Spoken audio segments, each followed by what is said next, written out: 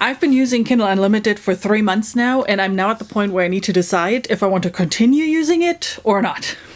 Hey everyone, Fina here from Fina Reads. Welcome and welcome back to my channel.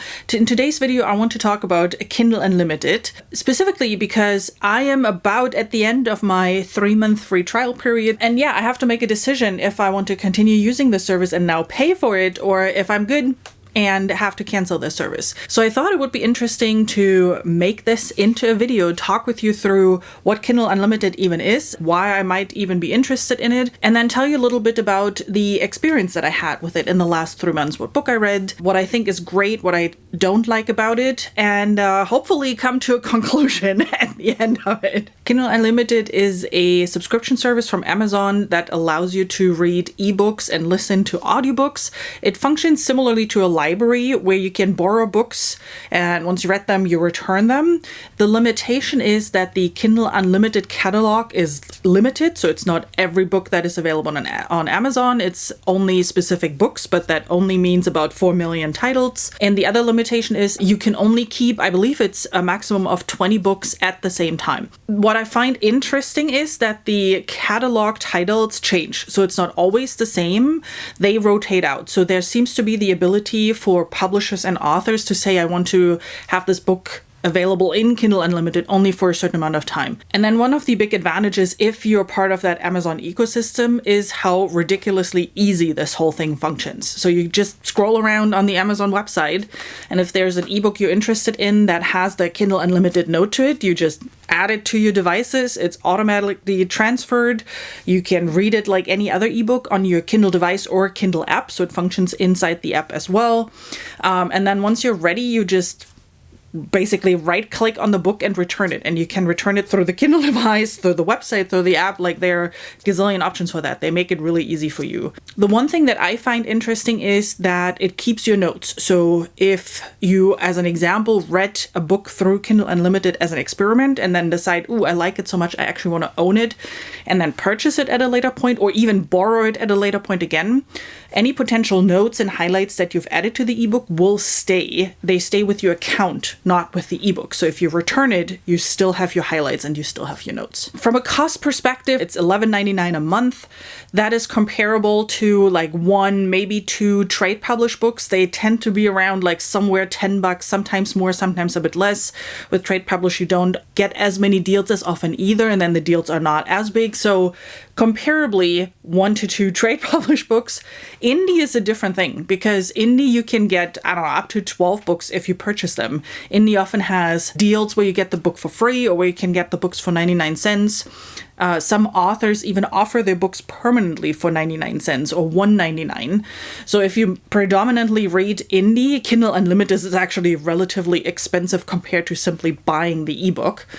And then with Kindle Unlimited, as the name says, theoretically you can read unlimited books, right? But the reality is we don't read unlimited books in any given month. So it's important to look into, especially when it comes to costs. $11.99 doesn't sound like much, especially if you look at what the, in the trade publishing world, what like the recommended retail price is. But depending on what you read, it might actually be relatively expensive. So in the last 3 months, what was my experience with Kindle Unlimited? So just to give you a little bit more background, I have been reading more and more on ebook already anyway. So I have been favoring my Kindle reader for quite some time now. It's more often than not cheaper than the paperback, and with increasing prices, that makes a huge difference.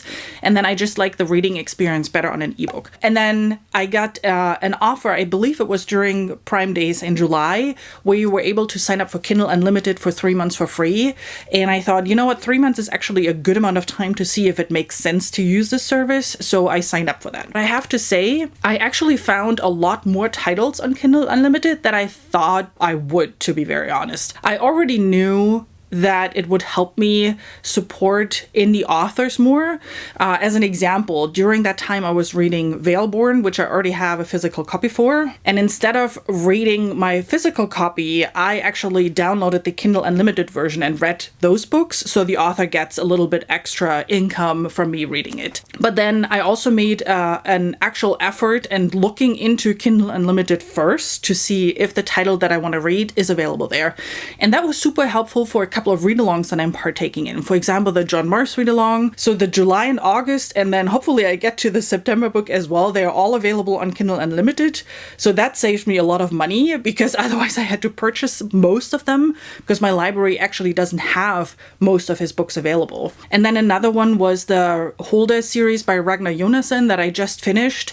I already had book 1 as a paperback available, but then I looked up and saw that book 2 and 3 are available on Kindle Unlimited. So I actually made an effort to finish the series. Yay, finished series! And read the books because, I wanted to make sure that I get to them during my trial period. What it also did was I was able to experiment and see if I might like a book before I decide to purchase it, which was super helpful. For example, for Dungeon Crawler Call. If you've been around on my channel, I had some issues with book 1, but I wanted to give book 2 another chance and see maybe it was just the audiobook that didn't really vibe with me, and the book actually does, but I didn't want to spend another $18 or whatever for the book. So I was really excited to see that it was available on Kindle Unlimited, so I got to read it for free and then DNF it for free without feeling bad about spending hundreds of dollars. What I also thought was interesting, I had a Kindle for a while, and you usually get a month free of Kindle Unlimited when you buy a new Kindle device. So I used Kindle Unlimited before in that free capacity. And I have to say that now I think the catalog changed drastically. So I feel there is a lot more available in indie published. I read a lot of science fiction fantasy. If you've been around the channel, you know that.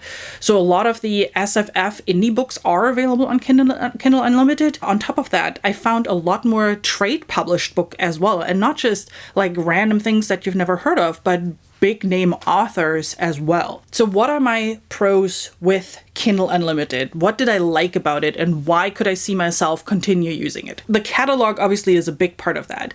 I'm a big indie reader. I love science fiction fantasy, and a lot of the books that I want to read are available on Kindle Unlimited. So I could rotate through books much more. The good thing then is that I can experiment, right? I already said that with Dungeon Crawler Call, but I did that with a bunch of other books as well, where I just downloaded them, read a couple of pages, and then said, this is not quite for me, or that doesn't work in the moment right now. So without feeling guilty about having spent a bunch of money, I can just return the book and then either come back to it later or be like, okay, this is not for me. In that sense, don't forget to hit the subscribe button if you want to get some cool book recommendations. One benefit that I realized in my last month with Kindle Unlimited is that I'm a heavy user of my library. I have my Libby app and I have a fantastic selection. So usually the book that I want to read, I find. But especially with like first, second books in a series, I tend to have to wait for weeks sometimes. I'm still waiting for Mistborn to come around so I can reread the series and actually maybe finish it this time. It can be annoying at times, right? Especially if you want to read a book now and not wait 21 weeks for the book to become available.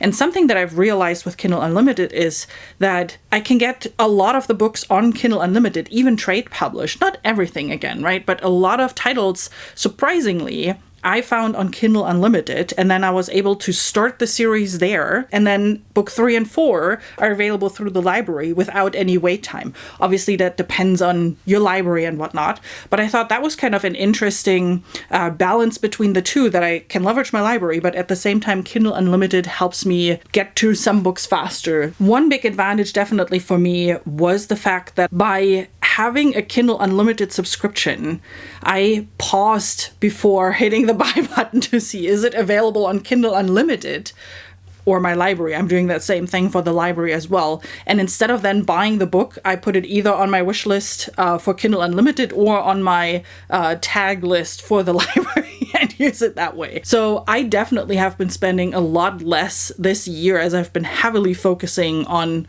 borrowing instead of buying. So that is not necessarily a Kindle Unlimited advantage. That is more a general combined Kindle Unlimited and library advantage, but it is a big advantage for me. And then on the other side, so why am I hesitating? If it sounds so fantastic, why am I still hesitating on saying, yep, let me pay that $12 a month? And that's the subscription side of things. There is a real subscription fatigue going on, and I'm feeling it hard because for anything that you consume, there's a subscription nowadays, like your Netflix, your Hulu, your Max, and adding yet another subscription to it is annoying. Like, I don't know if I actually am using the $12 a month. Then I have to make a really conscious effort on reading at least 2 books with Kindle Unlimited every month, knowing that I still have that many books on my shelves that I have not read yet. So I don't want it to become something like a gym membership where you buy a whole year and then you only go for 2 months and then it's just running and you're paying for it and not really using it.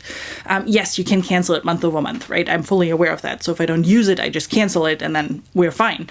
But that is still something where I'm just like, do I really want to spend this 12 month? And then what if I didn't read anything in that month and I paid $12 for nothing? I mean, that's how they're making their money, let's be honest. The other thing noteworthy, while the catalog is relatively big, things like the newest releases are not available on Kindle Unlimited, at least not in the trade publishing world. In indie, potentially, but if you prefer reading trade published and if you prefer reading new releases, then Kindle Unlimited is definitely not the right service for you. So I guess it's time to make a decision.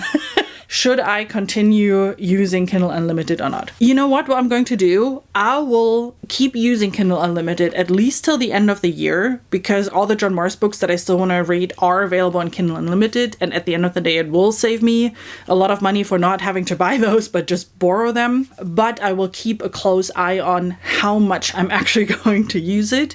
The good thing is, at least for September, October, there are a bunch of books that I want to read that I already have on my TBR that are available on Kindle Unlimited, like Children of Time, my buddy read with Josh. And then the book that I picked from my serious TBR, that book is available on Kindle Unlimited as well. And that is actually quite expensive if I would want to purchase it. So for the next month or two, I'm still good with continuing with the service and getting the value for the money in return. And then I just have to keep an eye and plan my TBR very specifically and make sure that I actually have books on there that I can then read. So that was my experience and my decision. Now I want to hear from you. Are you using Kindle Unlimited? Do you love it? Do you hate it?